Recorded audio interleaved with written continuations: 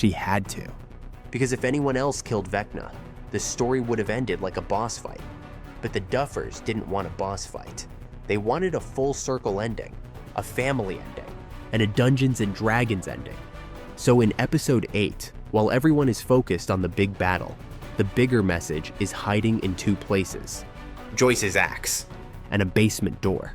Let's start with the part that shocked people. Vecna is dying. He's finally weak enough that someone can finish it. And out of everyone in Hawkins, it's Joyce who steps in. Not Eleven, Not Hopper, not Will. Joyce. That choice looks random at first, but it's actually the most Stranger Things choice possible, because Joyce is the first person in this entire story who looked at the impossible and said, "I'm not backing down." Season 1 starts with everyone calling her crazy. They tell her Will is gone. Not my Will. He's not like that. He wouldn't do it. He's not like most.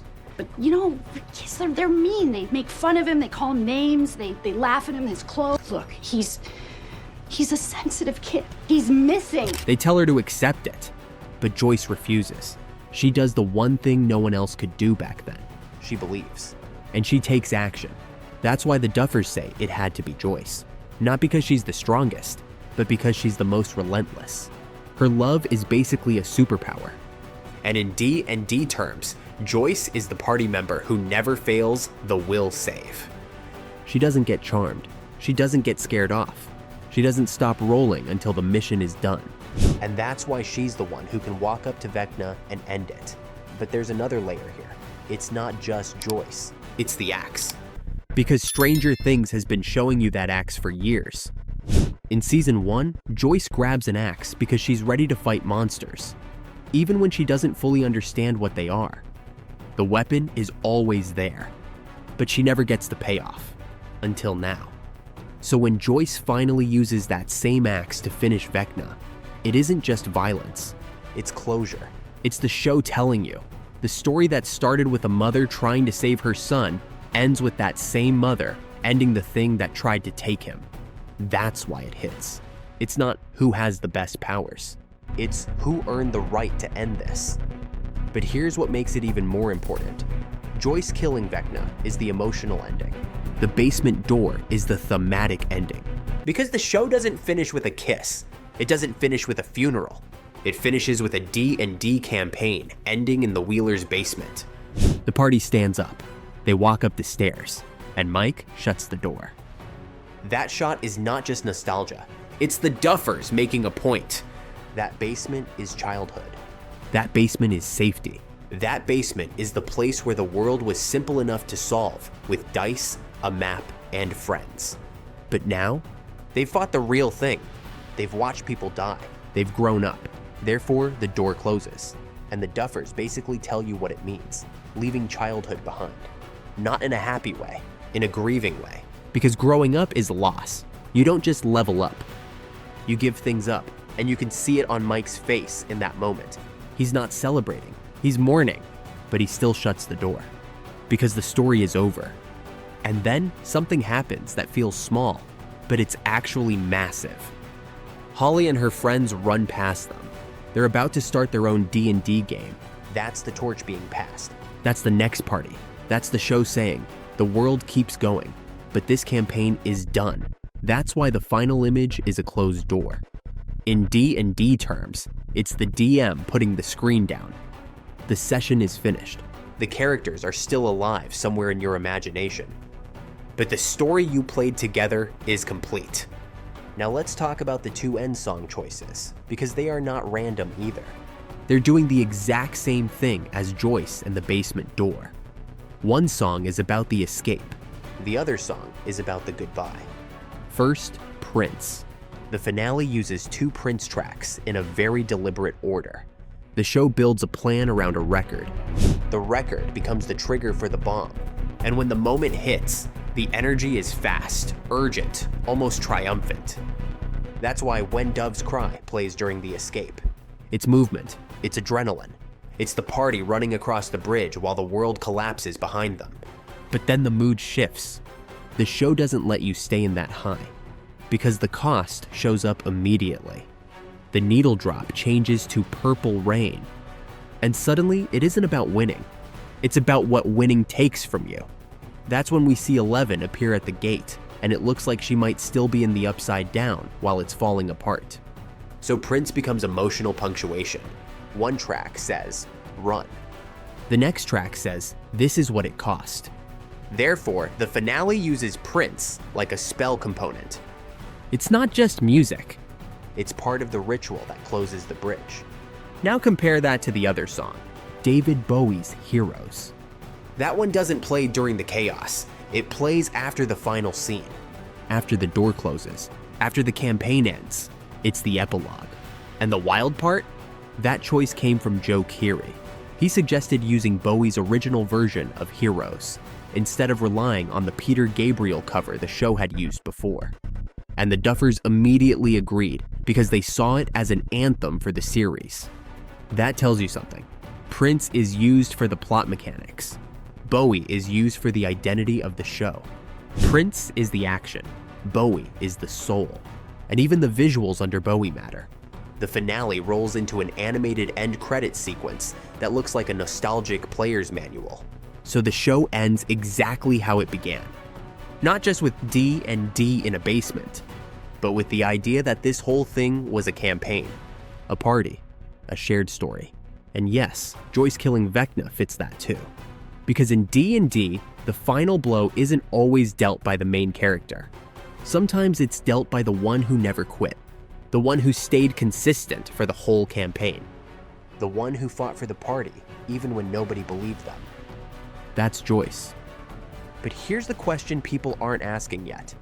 If the show ends with a closed door, why does it still feel like something is unfinished? Why does 11's ending stay unclear? Why does the music shift from escape to sorrow to heroes? Because the finale is telling you they won the war, but the cost didn't vanish with Vecna's head. And if you've been watching my breakdowns on how the Upside Down works, you already know why that matters. Because if the Upside Down is a bridge, not a world, then closing the gate is never just a victory. It's a separation. It's someone being left on the other side. And that is exactly where this ends. A door shuts. A song plays all the way through, and you're left with one final feeling. This wasn't a happy ending. It was a completed campaign. And if you know D&D, you know the scariest words aren't game over. They're roll initiative when the party is already exhausted.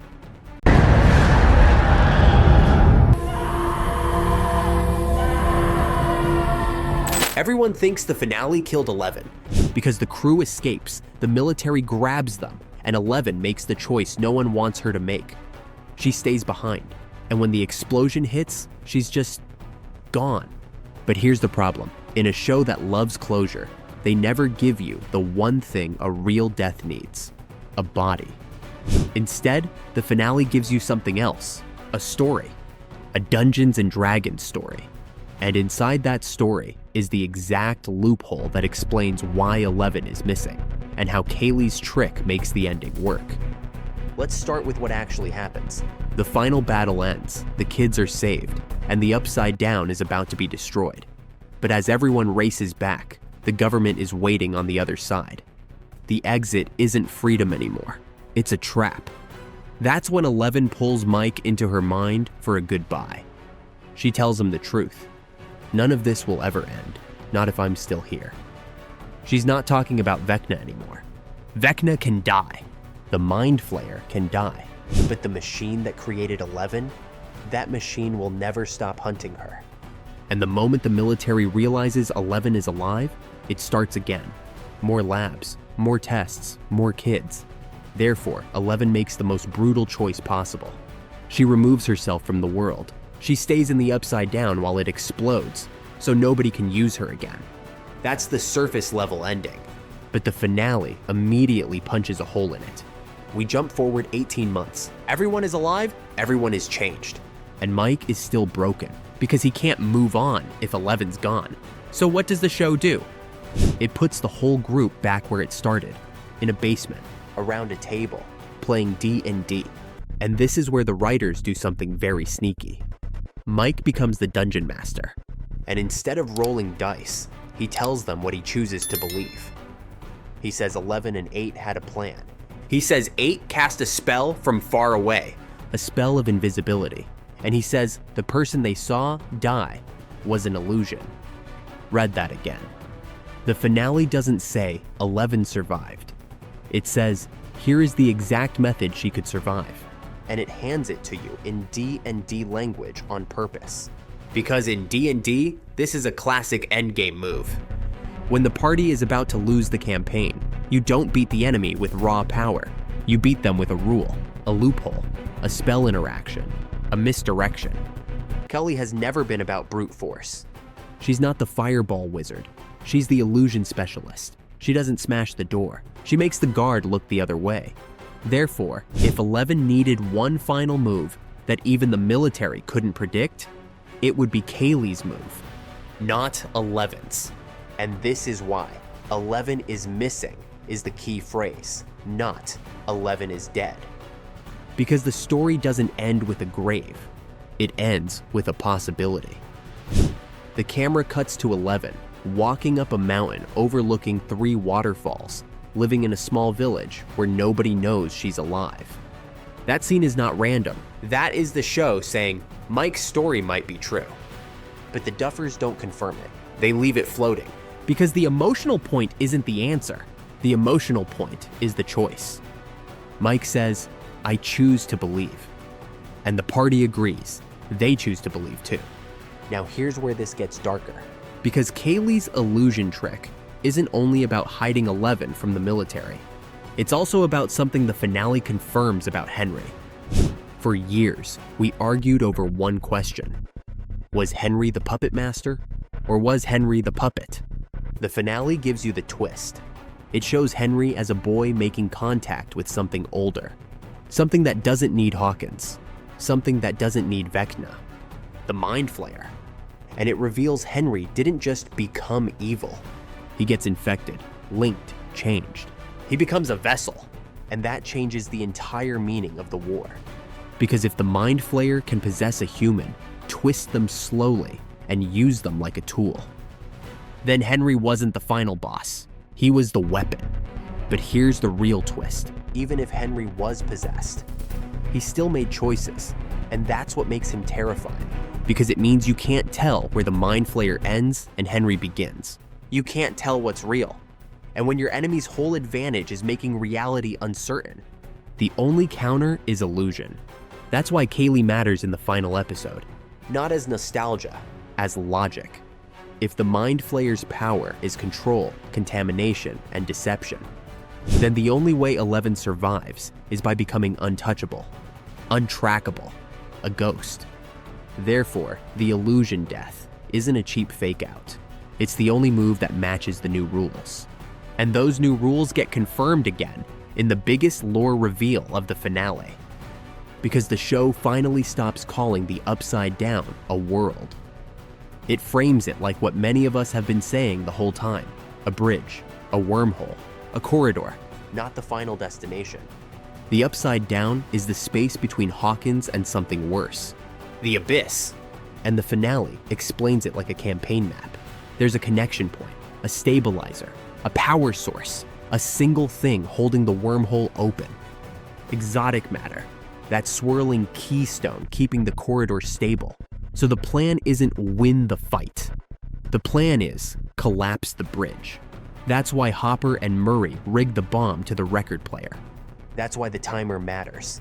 That's why the music is literally the trigger. Because once the bridge collapses, the war ends forever. No gate, no hallway, no path back. Now connect the dots. If the Upside Down is a bridge, and the bridge is about to be destroyed, then 11 staying behind isn't just sacrifice. It's camouflage. It's the perfect moment to disappear. Because everyone is watching the bridge collapse. Everyone is watching the explosion. Everyone thinks nothing can survive that. Therefore, if Kaylee creates an illusion at the exit, the military watches 11 die, and then the bridge collapses. There is no trail left to follow. No portal, no gate, no way to confirm. Which means 11 doesn't need to beat the military. She just needs to break their certainty. and Kaylee is the only character built for that. This is also why the finale ends the way it does. It doesn't give you a clean answer. It gives you a clean emotion. They defeat the monsters. They save the kids. They destroy the bridge, but they lose the magic. Because 11 is the magic of childhood in this story. And for the party to grow up, the magic has to go away. So the show hands you a choice. You can believe 11 died and the ending becomes a tragedy. Or you can believe Mike's D and D story and the ending becomes hope. But either way, the cost is the same. 11 can't come home. Not if the world is ever going to be safe. And if you've been watching my earlier breakdowns about the Upside Down not being a second world, but a structure with rules, this is the final payoff. The finale ends with a rules-based solution, not a miracle, a trick, a loophole, a spell. So here's the question that matters now. If 11 is alive, who is she living as? Because if Kaylee can fake a death once, she can fake an identity too. And that means the very last monster in Stranger Things isn't Vecna. It's the government, Still searching. still lying, still building the next lab. And 11 staying missing might be the only way the party actually wins.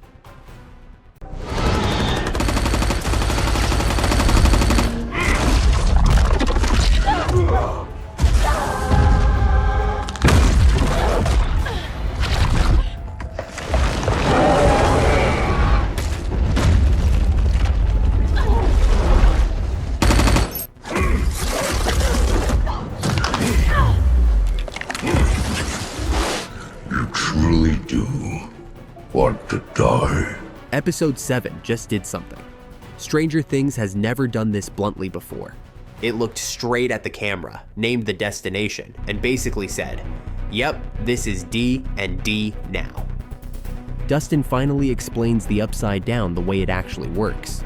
Not as an alternate world, but as a bridge, a wormhole, an interdimensional tunnel that rips through space-time and stays open only because of one stabilizing energy source, exotic matter. This is Hawkins, and this is the Upside Down. We always assumed the Upside Down was another dimension opened by Brenner, but it turns out it's actually a bridge. More specifically, an interdimensional bridge that rips through space-time. It is wildly unstable, but held together by exotic matter, which we found dead center right above the lab. In theoretical physics, they call this type of bridge a Wormhole. And this wormhole connects Hawkins to here. Another world that I've coined the Abyss. Then he drops the real bomb. That wormhole connects Hawkins to another world that I've coined, the Abyss. And when someone asks why that name, Dustin answers, a realm of pure chaos and evil. And Mike responds, D and D. Jesus Christ. The Abyss. Any particular reason? A realm of pure chaos and evil. I'm sorry? D&D. Jesus Christ. Wow. That one exchange is the show confirming two things at once. First, the Upside Down was never the final realm. It was the hallway. Second, the hallway leads somewhere deeper that maps cleanly onto D&D planar lore, a lower plane style hell realm defined by chaos and evil. Now here's the D and D connection in a way anyone can understand. In Dungeons and Dragons, the universe isn't one flat map. It's stacked like levels. You've got your normal world, and then you've got other planes, whole realms with their own rules. And one of the most infamous is the Abyss, an evil, chaotic plane associated with demons and endless layers. So when Dustin describes the Abyss as pure chaos and evil, he's basically describing the D&D version in one sentence. And the show doesn't stop there. Dustin goes further and says he believes this abyss is the true home of the Demogorgons, the Vines, the Mind Flayer, all the worst stuff they've been dealing with, and that Henry was banished there years ago. I believe this abyss is the true home of the Demogorgons, the Vines, the Mind Flayer, all the nasty shit we found in the Upside Down, and it's where all those years ago you banished Henry. That's important because it reframes the entire monster taxonomy. In D&D, Demogorgon isn't just a random monster name. Demogorgon is a demon lord tied to the Abyss in official D&D settings and lore. So Dustin calling the Source Realm the Abyss, while also saying, "This is the true home of the Demogorgons," isn't just a nerd reference. It's the show lining up its monster origins with D&D's idea that some creatures don't come from another dimension. They come from a lower plane that bleeds into reality. Now, quick but important nuance. In classic D&D lore, mind flayers are usually treated as alien horrors tied to something called the Far Realm, not abyssal demons. So either Stranger Things is blending planes on purpose, or Dustin is using the only label he knows to describe the worst place imaginable. Either way, it's still D&D logic, a realm beyond the normal world, with monsters that shouldn't exist here, pushing through a gate. And that brings us to the most terrifying part of episode 7. Dustin explains that Henry would have stayed lost in that abyss if it wasn't for Brenner. Brenner had Dustin find Henry. And when 11 made remote contact with the abyss, the bridge formed. Ever since, Henry and his army have been using that bridge to cross right back into Hawkins. That means the upside down problem isn't just supernatural. It's structural. It's plumbing. It's a doorway that humanity accidentally helped install. So now you understand why killing Vecna alone might not be enough. In D&D terms, you can kill the boss, but if the portal is still open, the campaign isn't over. The dungeon keeps spawning monsters. Now, briefly, here's how Operation Beanstalk fits into the D&D world and why it's actually a perfect endgame plan. Dustin lays it out with props. The radio tower is here. The bridge is here. They can't reach the abyss from the tower right now. But Max said Vecna is drawing their worlds together. So the plan is, let him do it. Wait as the worlds move closer, and when the radio tower is poking through one of the rifts, 11 makes her move. She enters Vecna's mind, ambushes him, stops the spell, halts the worlds from moving, and that creates the Beanstalk, a climbable path into the abyss. That is pure D&D endgame structure. Step 1. Interrupt the ritual. Step 2. Use the brief pause to enter the boss arena. Step 3. Run the rescue and the kill before the timer restarts. And the Beanstalk imagery isn't random either. D&D cosmology often talks about planes being connected by routes, pathways, and axes, sometimes framed like a world tree model, where realms are linked by a central structure. So the tower becoming a literal climb route during a planar overlap is basically Stranger Things, turning a planar connection into a physical dungeon ladder. It's a visual way to do something D&D does all the time. The party finds the only path between realms, and it only stays open for a limited window. Then Dustin adds the clean exit like a real DM, writing the final objective.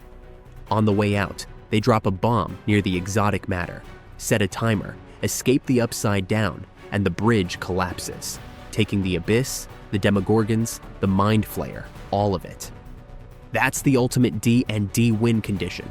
Not kill every monster, shut the gate, collapse the bridge, End the invasion route permanently. So episode 7's D&D truth is this. The upside down was never the destination. It was always the doorway. The real place is the abyss. And now the story isn't just a fight. It's a raid into a lower plane to stop a ritual, rescue the captured, and collapse the only bridge home.